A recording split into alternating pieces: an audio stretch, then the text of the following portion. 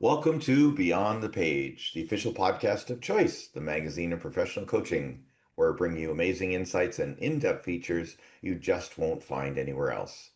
I'm your host, Gary Schleifer, and I'm excited to expand your learning as we dive into the latest article, have a chat with this brilliant author over here, and uncover the learnings that are transforming the coaching world. When you get a chance, join our vibrant community of coaching professionals as we explore groundbreaking ideas, share expert tips and techniques, and do what we coaches like to do, make a real difference in our clients' lives. In today's episode, I'm speaking with leadership coach Michael Shoultz, who is the author of an article in our latest issue, Coaching in Chaos. His article is entitled Coaching at the Threshold, Supporting Clients in Times of Uncertainty. A little bit about Michael. He holds a PhD. He's an organizational consultant specializing in leadership development, organizational transition, and culture change. Drawing from behavioral science, systems thinking, and reflective practice, he works with executives and teams navigating complexity and uncertainty. He has facilitated leadership development initiatives across corporate, nonprofit, and community sectors, and has contributed to professional training and coaching and team development. His work explores how identity, regulation, and values alignment influence decision making and sustainable leadership effectiveness. Welcome, Michael, and in a way, it's no surprise you wrote for us this time. Oh, welcome. Thank you for having me, Gary. I'm really excited to be with you. Appreciate the opportunity to speak to you and your podcast listeners.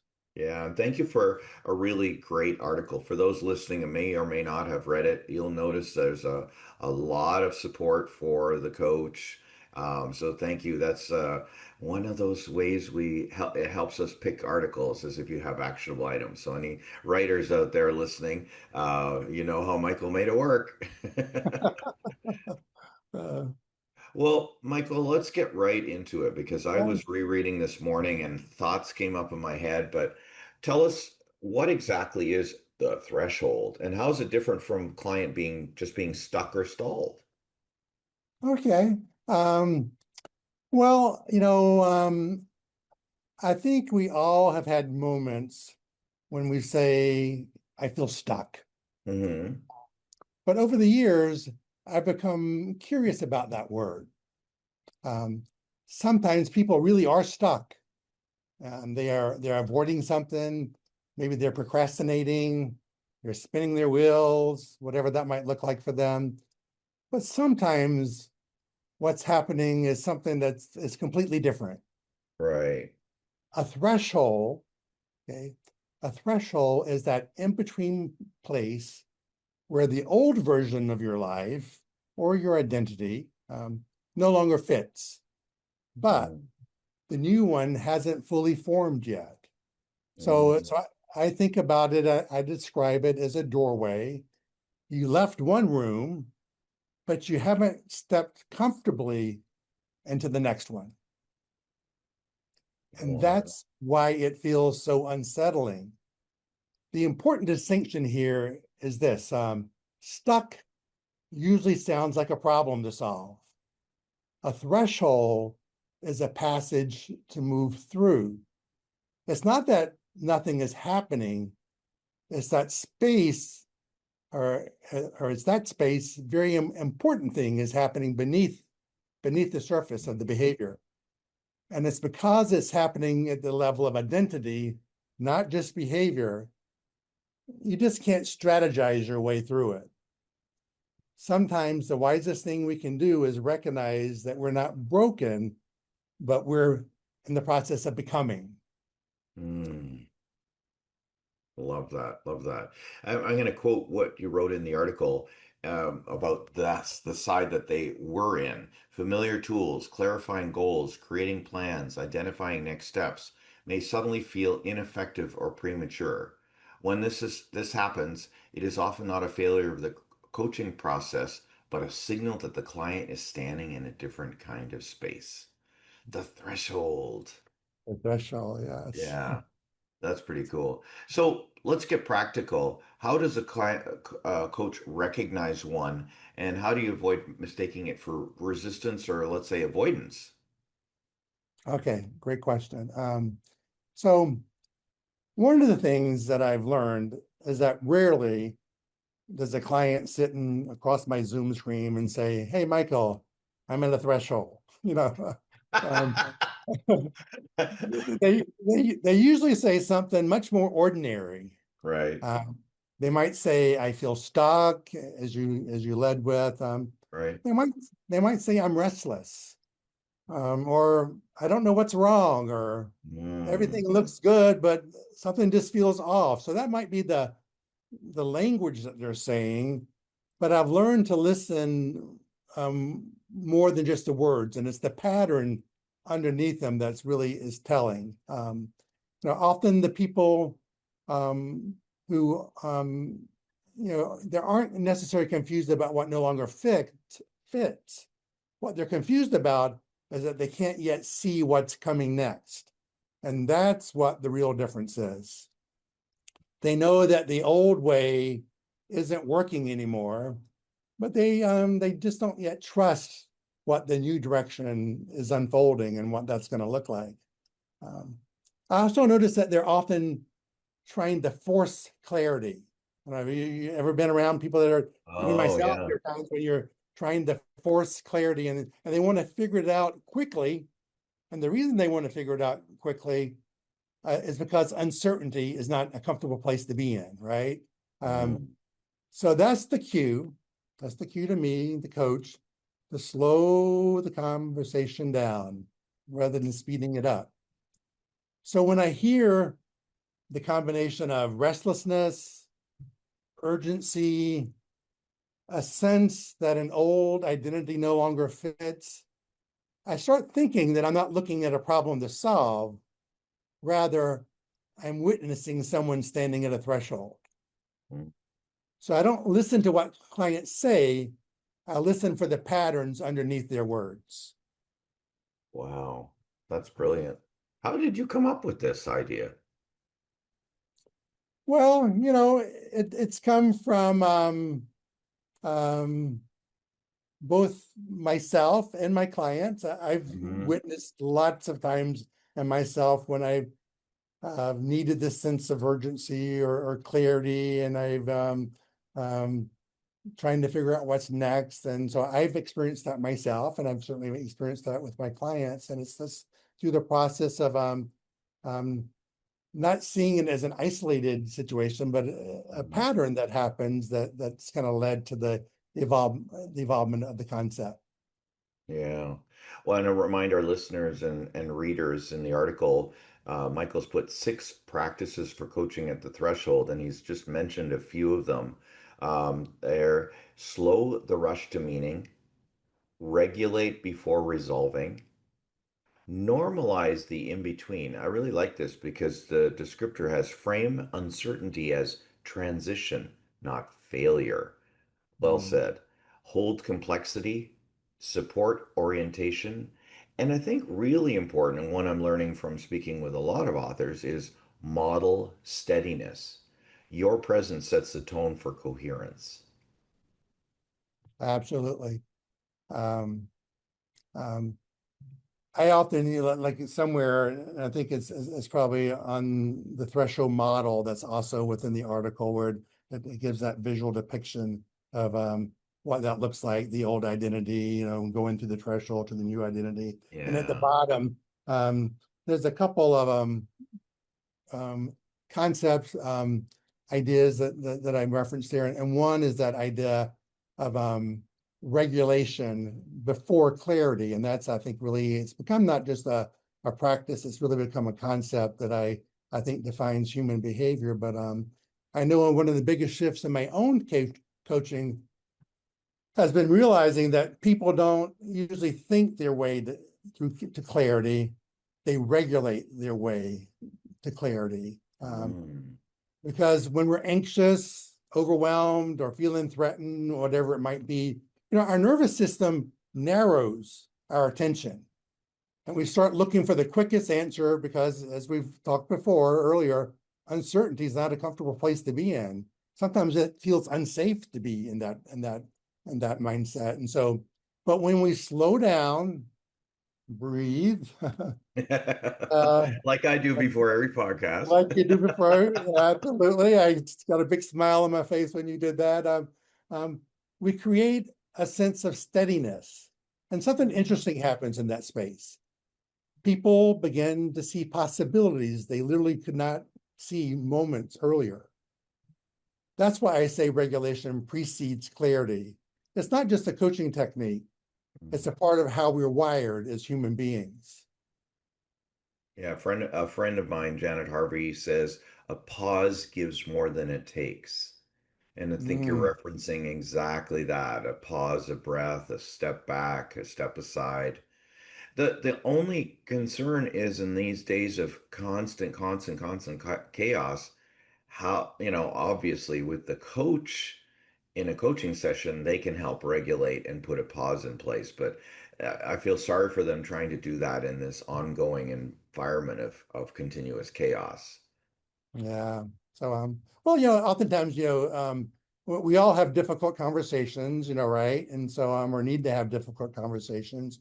And so, um, and oftentimes in that situation, you're rehearsing it, over and over in your head, right? Before you're getting ready for it. And it feels complicated.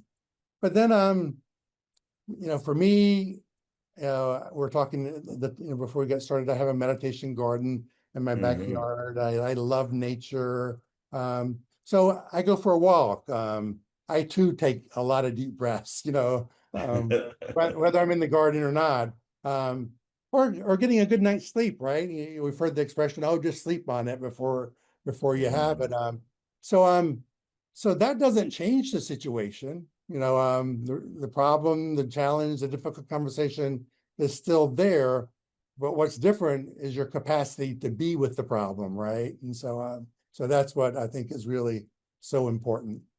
Yeah. Well, thank you. It's interesting because I just before this call had someone who contacted me and we had a conversation for steadiness, role, not preparation, exactly like what you were talking about. And instead of in their head, they spoke it out loud. I think I should do this. I think I'm going to do this. I think I'm going to say this, that kind of thing. And, they asked for an opinion because I'm a friend, not a coach in that circumstance. But it was delightful to be witness and be sharing and be contacted for that opportunity. So, us coaches, Absolutely. we get the best and the worst of humanity, but mostly the best. We can find the best. Yeah, absolutely.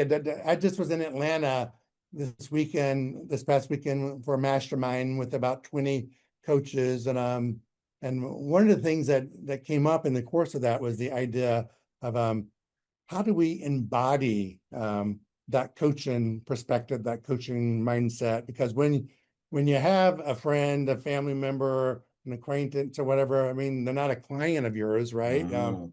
But how do you take on that coaching perspective? The people are quick to give you their thoughts and their ideas and their opinions, and uh, uh, my mentor always tells me, before you ask somebody what they think, make sure that they actually do, right? So,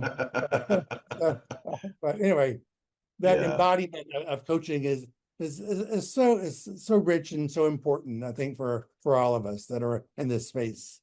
Well, I don't know about you, Michael, but I'm accused of ABC, always being a coach.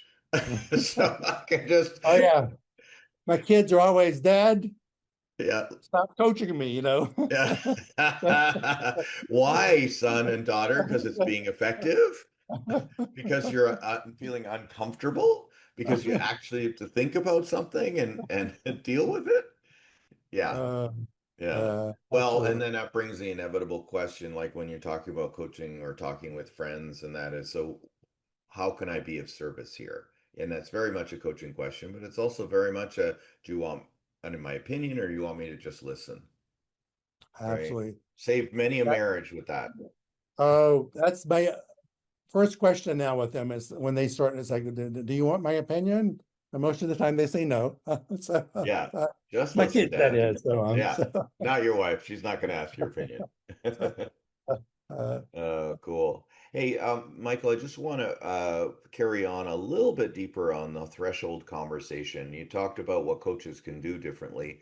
What do you see that a coach needs to stop doing? mm, Good question. That's always important to look at that. A lot of it is stop pushing towards getting an answer. Mm, When I first started coaching, I thought that was my goal. I felt successful if I really led someone to an action plan kind of a thing. But um, when someone's truly at a threshold, they don't need that. That they need the clarity to step back, to get that orientation, um, get come from a regulated space. Taking action is important, and I still advocate for that. But it's taking aligned action is a lot better than taking some kind of rushed action. So I think stop pushing, you know, um, ask some deeper questions, and some of the questions are provided in a resource that I have available for the listeners. Um, but slow things down. Help people develop that clarity from which that they can come to their own best decisions about what the outcome is and how to move forward towards it. yeah.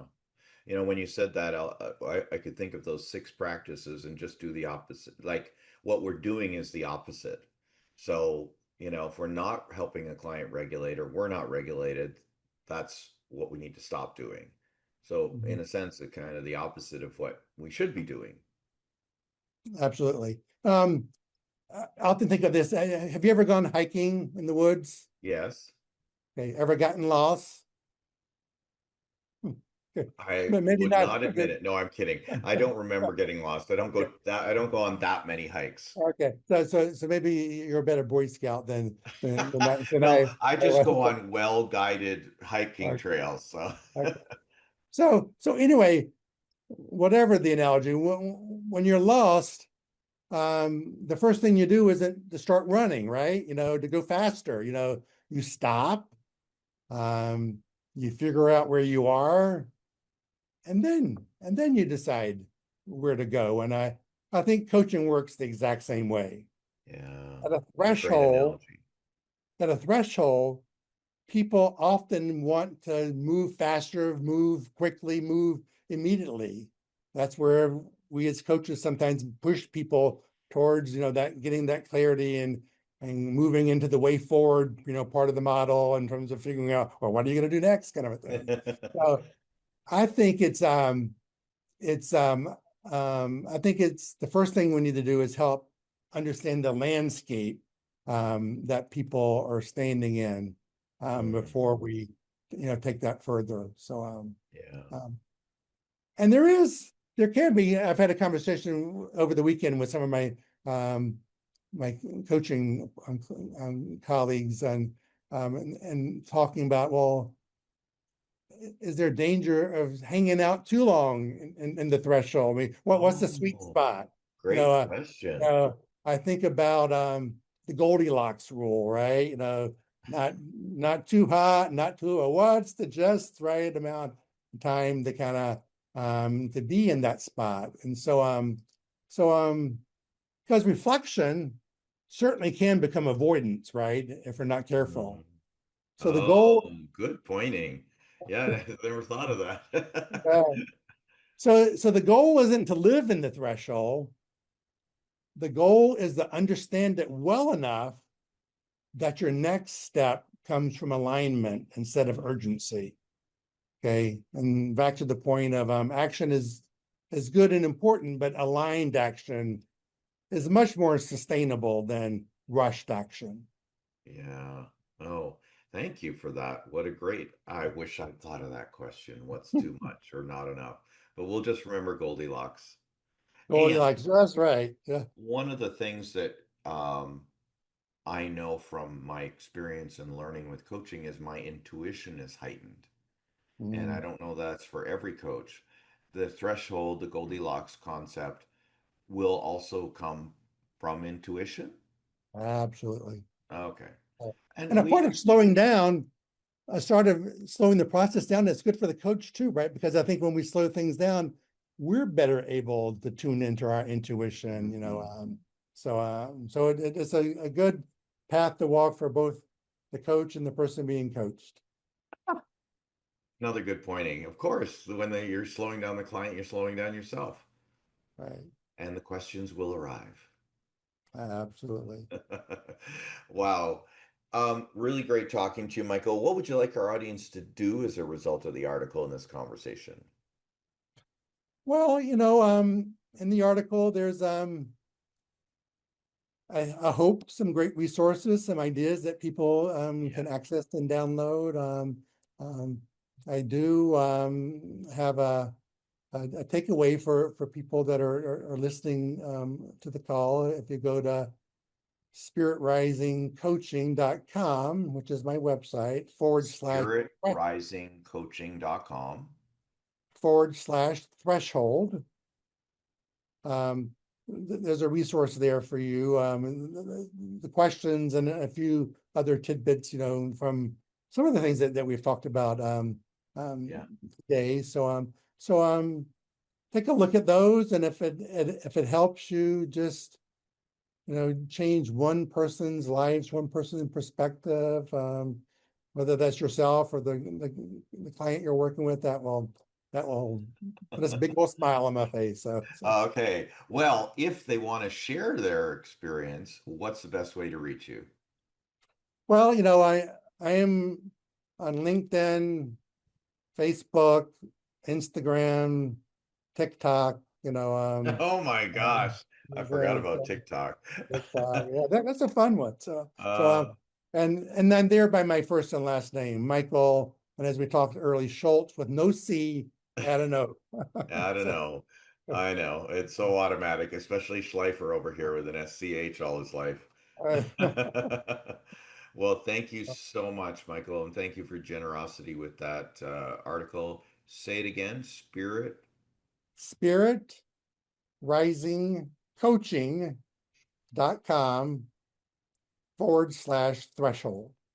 Thank you very much. And thank you for joining us for this Beyond the Page episode. And I hope you're right for us again. Well, I will very much consider that. Thank you. Thank you. Thank you. It's been a wonderful experience, and I appreciate the having the opportunity to write and the opportunity to join you this morning for us Yeah, on your podcast. So thank you, Gary. you're Much very welcome. appreciated. Very welcome. That's it for this episode of Beyond the Page. For more episodes, subscribe via your favorite podcast app. If you're not a subscriber to Choice Magazine and you're watching the video, you can sign up for your free digital issue by scanning the QR code in the top right hand corner of my screen. Or if you're driving or on a treadmill, please pull over and go to choice-online.com and click the sign up now button. I'm Gary Schleifer. Enjoy the journey of mastery.